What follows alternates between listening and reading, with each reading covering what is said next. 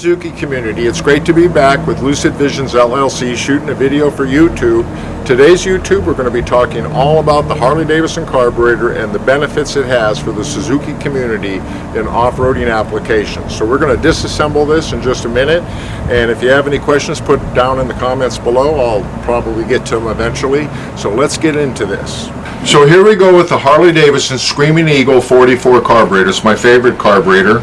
The 40 actually was, but they discontinued that quite a while ago. So I'm going to go over a few things with you. This is the drain hose right here. When we simp out these carbs, that'll be cut off short. This right here is the drain screw. The idea of this is on Harley bikes, they can reach it easily, and then you can drain the gas out of the carburetor before you take it off. We'll talk more about draining the gas out of the carburetor in a minute. This is the butterfly. Right here is the butterfly. This is the butterfly cam. This is where your throttle is going to be attached to, so when you step on the gas pedal, you rotate the butterfly.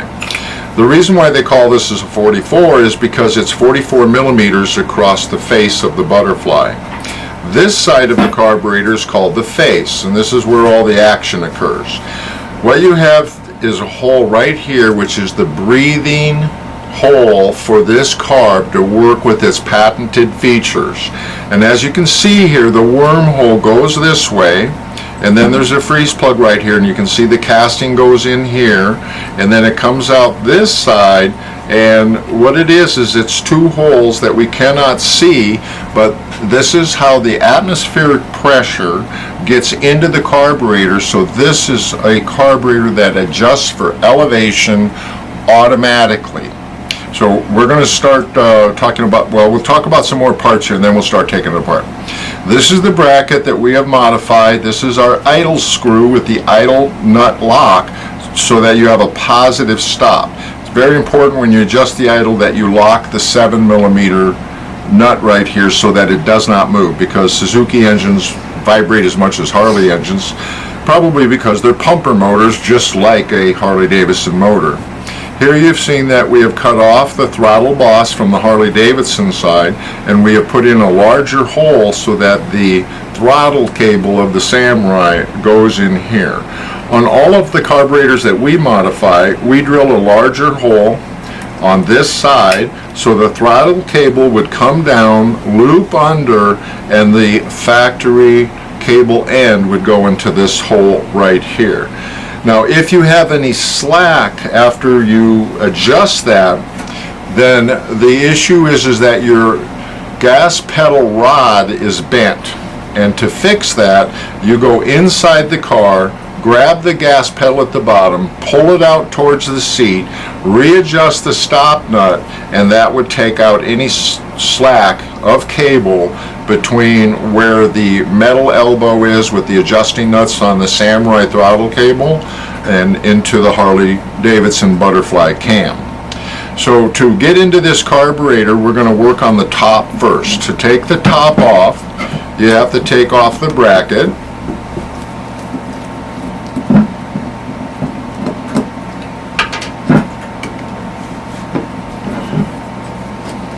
Some models of the Harley Davidson carburetor, when you take the bracket off, have a brass guide for the longer screw.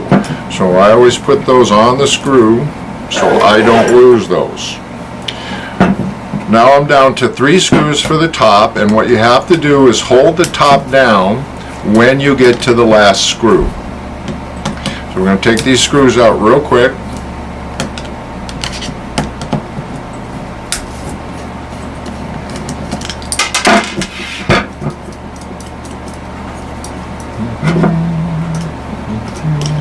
Alright, we're down to the last screw. So I'm holding the top down, and I'm going to slowly lift the top up. The reason why is because there's a spring. The spring has 2 guides. This is called a spider by the Harley Davidson people, and you can see it's a guide for the spring, and then in the cap itself there's a guide for the spring. Make sure when you reassemble that you don't do something like this, because the carburetor won't function and then you have to take it apart again. So you see how the guide's on the ends. This is your slide diaphragm. You can see the slide diaphragm from inside the face of the carburetor. And what is so special about this carburetor? Constant velocity. This carburetor has the ability to change the bore of the carburetor based on the elevation. So it can be smaller or larger, letting in less or more fuel and air. Why would you want to have less air? Well, simply put, if you're in a higher elevation, this is going to open more because the air is thinner. If you're in a lower elevation where the air is dense and thick, then it can have a smaller bore.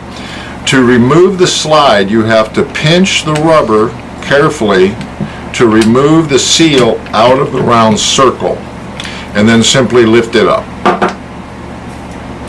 Note that there is a circle right here, and that means that it points towards the face of the car.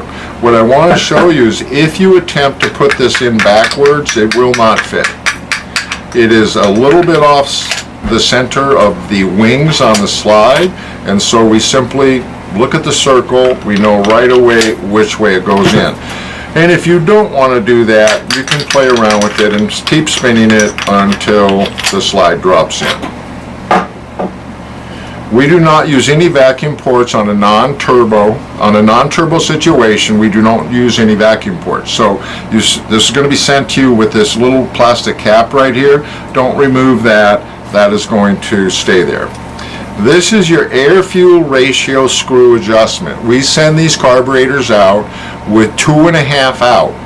Once you turn the screw to 3.5 out, it's possible that it could fall out. So we leave it set for fat setting so that it makes it easier for you to tune in the carburetor. And now I'd like to talk to you for just a little bit about tuning in. We're going to be talking about the main jet and the idle jet in a second. But the companies that have tried to copy me in the past, not only have they missed Bernoulli's principle of flow dynamics, the most important thing is I don't think they understand how a Harley Davidson carburetor is so sensitive, and it can be tuned to any engine.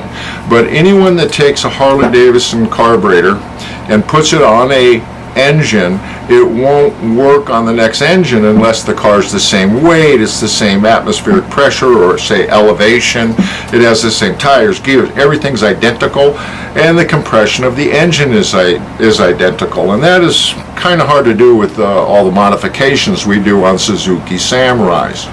And so these have to be tuned to an individual's car, and once they are, they're set for decades. I mean, I've got these running out there since 2005, and I don't have very many tech calls with people that have had these. They're the ones on Facebook and Instagram saying how great the My Sides are. So they like them for a reason. Okay, we're going to remove the float bowl now, so let's get into that. The float bowl is the square on the bottom, and it has a square pattern of Phillips screws, so we're going to go ahead and remove those.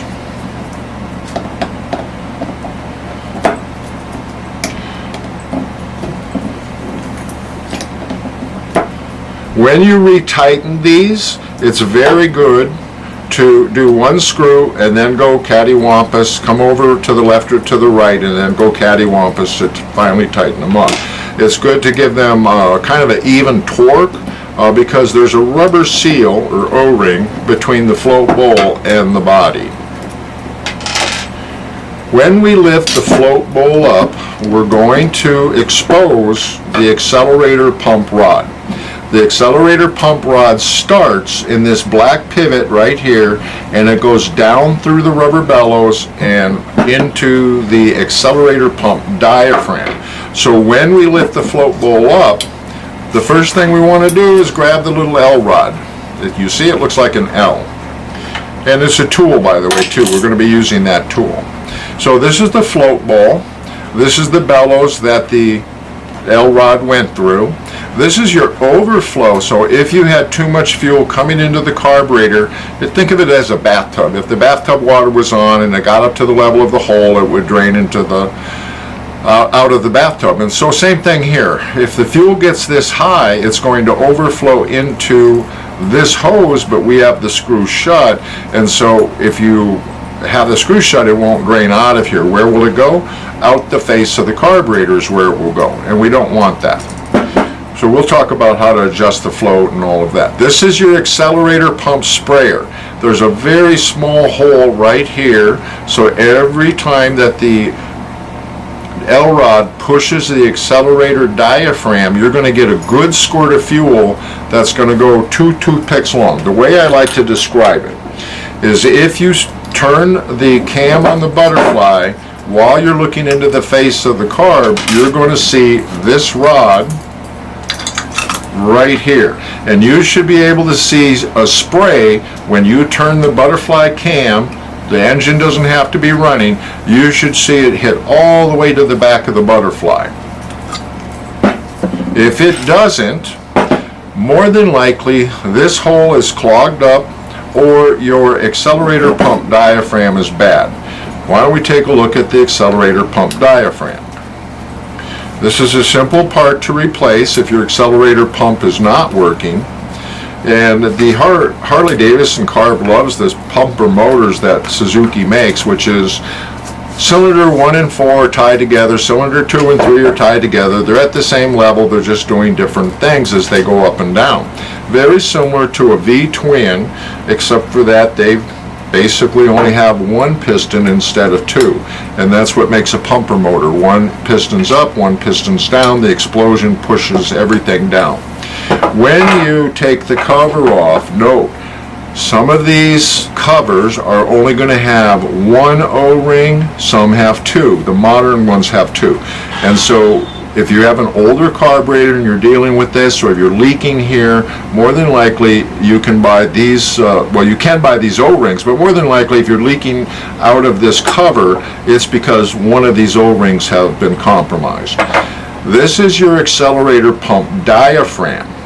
You might have noticed it has a little spring on it, so it keeps pushing it back as the L-rod pushes it forward. And to inspect this, it's really very simple. You just simply grab the metal and peel it up,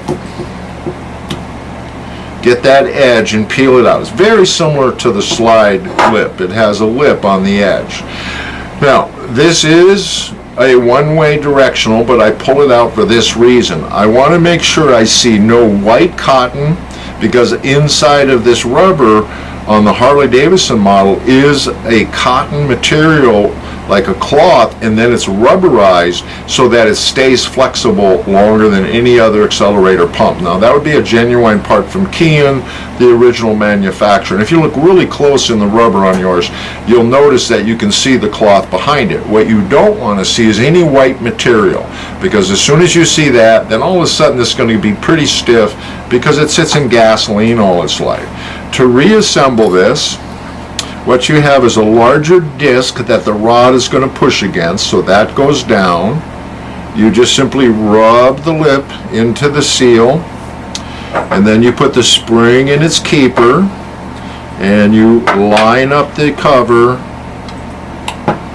and that's how you can replace the accelerator pump diaphragm if your accelerator pump is not pumping fuel out of it. And I will just put these screws in here temporarily, and we'll move on to the other parts of the carburetor.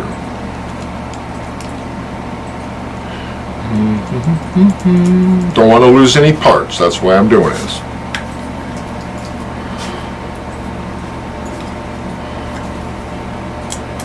Alright, that'll stay until I put it together. Alright, here we go. Getting into the guts of this carburetor. This is the float, and this is why you need to have a carburetor that has the black square float.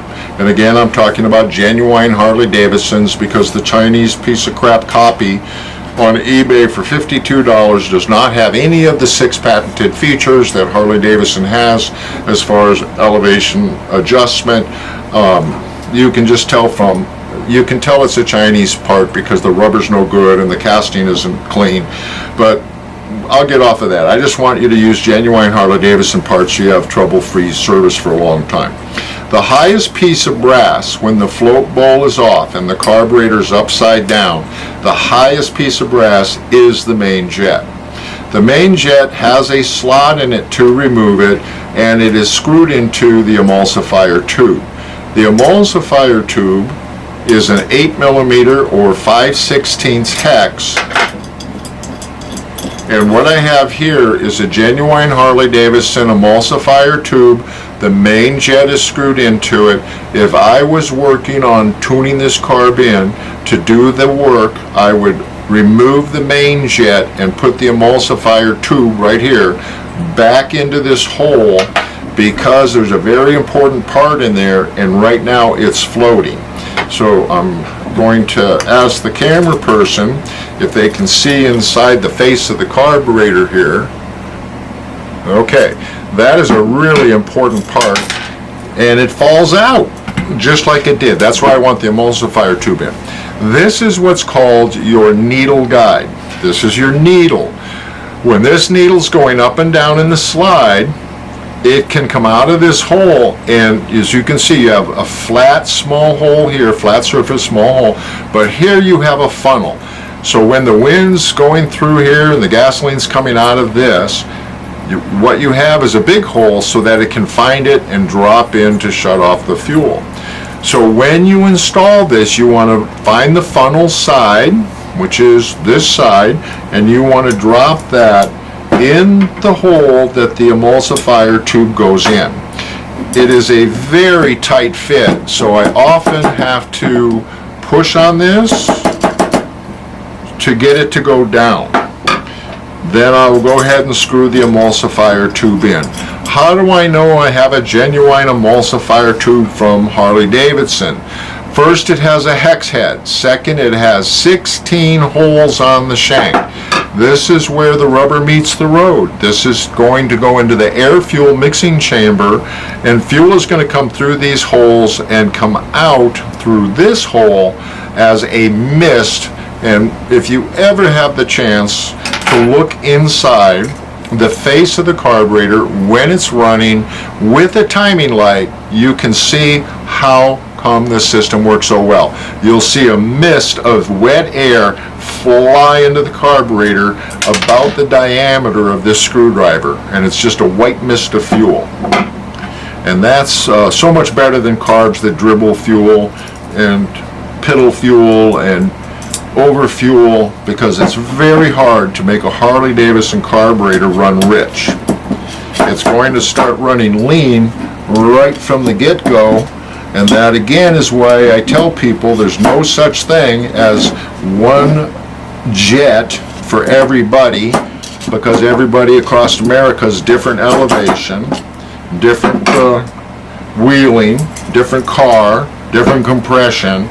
It's just that this carb is super sensitive for tuning into whatever you have. 1.68 valve, no problem. 1.38 valve with high compression pistons, no problem. Now, your idle jet is going to be next to the main jet down in this well right here. Typically, these 48 idles are what you're going to get with a 44 Screaming Eagle. That is going to work 99% of the time. But I do find some people who are in colder, snowy conditions that have to go out there in the snow, and for them I recommend that they upgrade to a 52 or a 50 minimum, and that'll be a 5.0 or a 5.2. Idle jet, slow jet, same thing, and that would help them with cold starts in the winter. Now we're going to talk about the float. One of the things that I hear from a lot of people is they always go, oh, I adjusted it to the factory specifications. The problem with adjusting it to the factory specifications is that it would be a gravity-fed tank. I don't think you have a Fat Bob tank on top of your hood of your Samurai with the petcock that you turn on. I'm pretty sure you're going to be running a mechanical fuel pump. That's why we provide a Holley 12-804 high-quality regulator, so we can keep less than 2 pounds of pressure going into this carburetor so that the float could shut it off. When you adjust to a Harley Davidson setting, this is what occurs. Do you hear that noise? That's the top of the float hitting the roof of the carburetor, which, if you think about it, what does that mean? That means when the fuel comes in and lifts up the float, it won't shut off because it's hitting the roof of the carburetor. So what we do is take our L-rod, which is our float adjusting tool. We will lift up the float in an arc and bend the silver tab, and that is going to put the float in a upward arc away from the pivot pin right here. Now, if we get too high, that's a problem also, because then you can't get enough fuel in the float bowl. So when they're about level, or when just a little above level, but the test is you can't hear it now.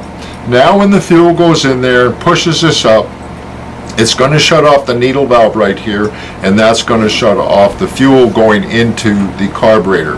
All right, let's see what else we've got here. On the newer model carburetors, this would be your fuel inlet. It is a brass inlet. On your cheap carburetors or your older Harley Davidson carburetors, this is a plastic inlet. It's a good idea to pull that out. It is a press fit, and have the newer one put in, because if you have a black plastic, if you look, it's almost always cracked in the crotch right here where it makes the turn.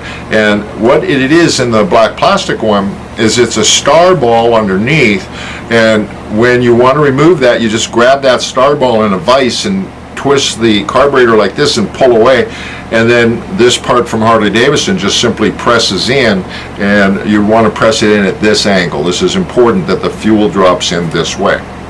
All right, let's see if there's anything else, because we're covering so much. Yeah, here we go. Let's talk about the slide and the needle. So in the mid-range, well, before we get to the mid-range, I will talk to that in a second. So let me explain to you how this works. You have your slow jet for idle, you have your mid-range needle, and you have your main jet for wide open throttle. The idle never stops flowing fuel. It's always going to be flowing fuel.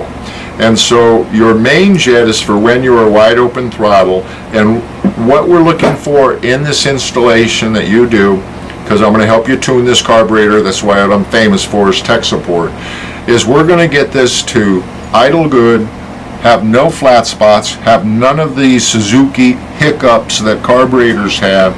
It's just going to be a fast revving engine. So how a mid-range works is when this is in the carburetor, the needle comes up and down, and you can see the needle there, it's going up and down. That's where the fuel's going to be coming out. And so if you were lean at your mid-range, what you do is you take a little washer and you put it under the head of the needle. You notice that the needle's tapered, because that's what's called a metered taping rod. And so that as it lifts up, more fuel on an exponential basis flows out. And that is how you would adjust the mid-range, because when you put a little washer under the needle, you're going to be pulling this out of the barrel guide that we talked about earlier, and more fuel is going to flow. And that will help your mid-range. And of course, once you have the needle all the way out, well, that's your wide open throttle. That's all on the main jet. Now, the Harley Davidson people, for the longest time, kind of consider myself one of those. I've had Harley since the 80s. A lot of tricks for the Harley Davidson carburetors for Harleys do not apply to our four-cylinder Suzuki motors. And one of the things that a lot of people have done in the past, because they've had really poor quality design after the carburetor, like what kind of kit are you buying, who has tech support on it, and things like that. Well, a lot of bad information's out there, and one of the worst things you can do to this carburetor is drill this hole. Now, the middle hole is where this needle comes out. Do not ever drill this hole. This is made to work a certain way, and by you changing that, yeah, maybe you can get the car to move if you had some homemade garage kit that had like a bent tube and didn't understand Bernoulli's principle, and you had a lot of fuel drop out. It still works, because normal, like, look, a Weber carb will work in certain situations, doesn't mean that it's right. And so you will have a lot of people just tell you to drill this hole. That's a really bad idea, and you're not getting the full performance of the CV, the constant velocity, by drilling that hole. So don't drill that hole. That's really important. All right, if there's anything else I can think of here, I will cover that. Oh, here's one for you. Don't ever, for any reason, take out the butterfly screws. Ever, because they're peened on the backside, and you will ruin this carburetor by taking those screws out. There's no reason to. As you can see, you can open this up and clean it because it goes all, you can have access all through there. This is sharp right here. This is the end of this air-fuel ratio needle right here for air-fuel adjustment. On a non-turboed Harley Davidson carburetor, that's really not that accurate. So when I talked earlier about we will have this 2.5 out from closed on a normal non-turbo application, once we get the main jet right, we're going to close that a little bit to increase our mileage. We just leave it out fat a little bit to help you tune it in. And you want to have that at least one open, but never more than 3. I'm just going to leave it at that. But do be careful, because if you're playing around with this, there's a very sharp prick right here as that little metering needle comes through that hole. Alrighty, I think that we covered everything there is about a Harley Davidson carburetor that's not turbo, and I don't usually share proprietary information on how to turbo a Harley Davidson carb, but I will give you a little bit of information. We do machine into the carburetor and put in a different way to get we have to boost into the float bowl instead of allowing atmospheric pressure, because we have to force the fuel into the jet stream. So this is where we're boosting in, and as you can see, that is not part of the carburetor. Obviously things are missing from this carburetor because I have to plug up all of the different drain holes, the port holes, the breathing holes, to make sure that fuel doesn't spray all over the place, because we're boosting inside the carburetor to force the fuel out of where it comes out of, where the needle comes out of the barrel guide. So that's all I'm going to talk about on turbo carbs. If you have any questions on my kits, you can call me on my cell phone number. You'll see the cell phone number right here. It's 714-488-2272.